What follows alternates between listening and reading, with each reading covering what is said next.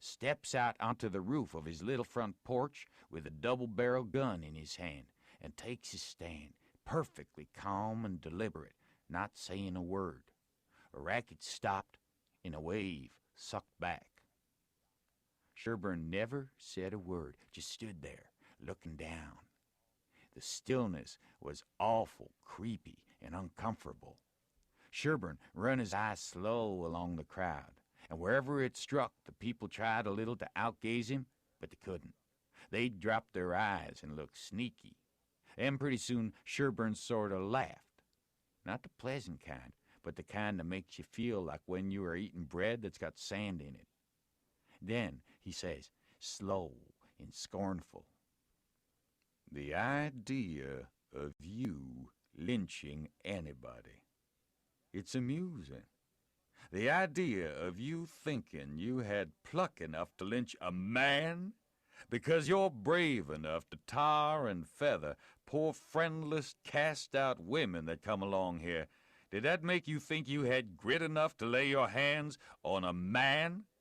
Why, a man's safe in the hands of 10,000 of your kind, as long as it's daytime and you're not behind him. Do I know you? I know you clear through. I was born and raised in the South, and I've lived in the North, so I know the average all around. The average man's a coward. In the North, he lets anybody walk over him that wants to, and goes home and prays for a humble spirit to bear it. In the South, one man all by himself has stopped a stage full of men in the daytime and robbed the lot. Your newspapers call you a brave people so much that you think you are braver than any other people, whereas you're just as brave and no braver. Why don't your juries hang murderers? Because they're afraid the man's friends will shoot them in the back, in the dark, and it's just what they would do. So they always acquit, and then a man goes in the night with 100 masked cowards at his back and lynches the rascal. Your mistake is that you didn't bring a man with you. That's one mistake. And the other is that you didn't come in the dark and fetch your masks. You brought part of a man, Buck Harkness there, and if you hadn't had him to start you, you'd have taken it out in blowing. You didn't want to come. The average man don't like trouble and danger. You don't like trouble and danger. But if only half a man, like Buck Harkness there, shouts, "Lynch him! Lynch him!" you're afraid to back down. Afraid you'll be found out to be what you are. Cowards. And so you raise a yell and hang yourselves on to that half a man's coattail and come raging up here swearing what big things you're going to do. The pitifulest thing out is a mob. That's what an army is, a mob. They don't fight with courage that's born in them, but with courage that's borrowed from their mass and from their officers. But a mob without any man at the head of it is beneath pitifulness. Now the thing for you to do is droop your tails and go home and crawl in a hole. If any real lynching's going to be done, it will be done in the dark Southern fashion. And when they come, they'll bring their masks and fetch a man along. Now leave, and take your half a man with you. Tossing his gun up across his left arm and cocking it when he says this. The crowd washed back sudden, and then broke all apart and went tearing off every which way, and Buck Harkness, he heeled it after 'em, looking tolerable cheap. I could have stayed if I wanted to, but I didn't want to. I went to the circus and loafed around the backside till the watchman went by and then dived in under the tent. I had my $20 gold piece and some other money, but I reckon I'd better save it, because there ain't no telling how soon you are going to need it, away from home and among strangers that way. You can't be too careful. I ain't opposed to spending money on circuses when there ain't no other way, but there ain't no use in wasting it on 'em. It was a real bully circus. It was the splendidest sight that ever was, when they all come riding in, two and two, and gentlemen and ladies side by side, the men just in their drawers and undershirts, and no shoes nor stirrups, and resting their hands on their thighs easy and comfortable. Must have been 20 of 'em, and every lady with a lovely complexion and perfectly beautiful, and looking just like a gang of real sure-enough queens, and dressed in clothes that cost millions of dollars and just littered with diamonds. It was a powerful fine sight. I never see anything so lovely. And then, one by one, they got up and stood and went a-weaving around the ring, so gentle and wavy and graceful, the men looking ever so tall and airy and straight, with their heads bobbing and skimming along way up there under the tent roof, and every lady's rose-leafy dress flapping soft and silky around her hips, and she looking like the most loveliest parasol. And then, faster and faster they went, all of 'em dancing, first one foot out in the air and then the other, the horses leaning more and more, and the ringmaster going round and round the center pole, cracking his whip and shouting, "Hi! Hi!" and the clown cracking jokes behind him. And by, all hands dropped the reins, and every lady put her knuckles on her hips, and every gentleman folded his arms.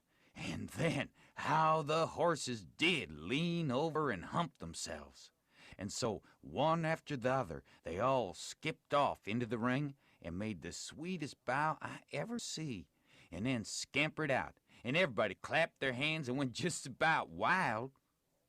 Well, all through the circus they'd done the most astonishing things, and all the time that clown carried on so it most killed the people. The ringmaster couldn't ever say a word to him, but he was back at him, quick as a wink, with the funniest things a body ever said.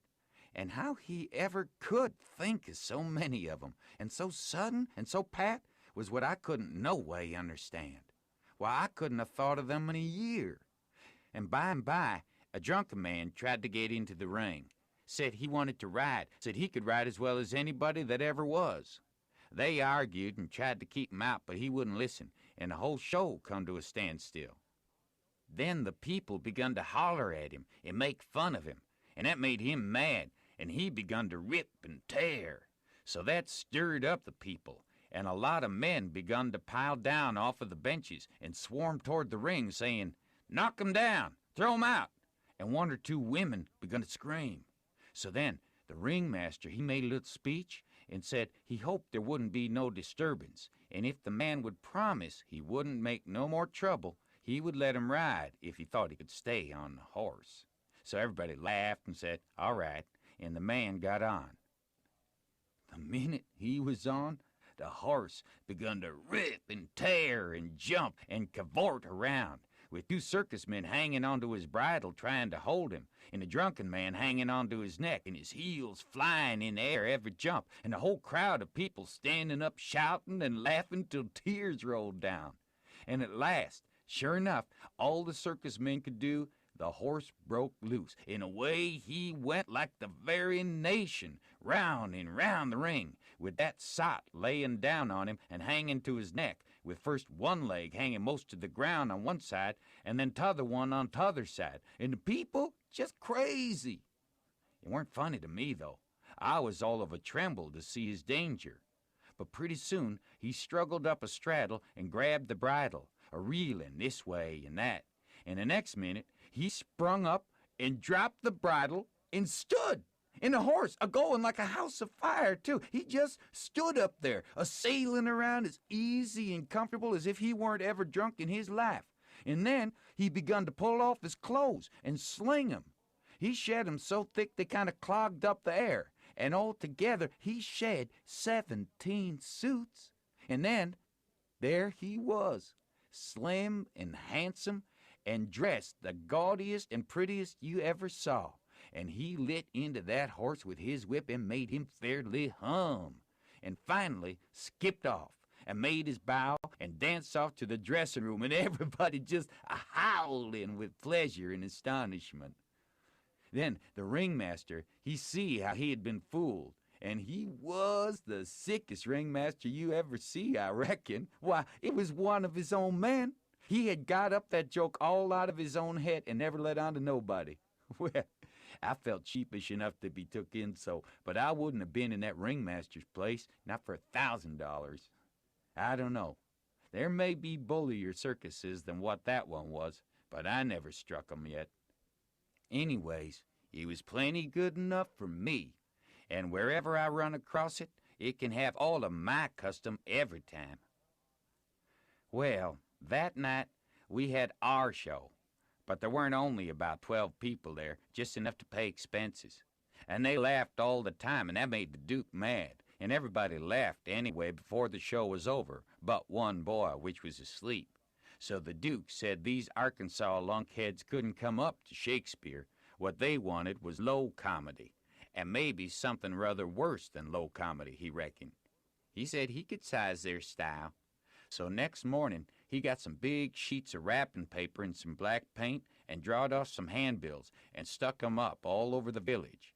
The bills said, "At the courthouse, for 3 nights only, the world-renowned tragedians, David Garrick the Younger and Edmund Kean the Elder, of the London and Continental theaters in their thrilling tragedy of the King's Camel Leopard or the Royal Nonsuch.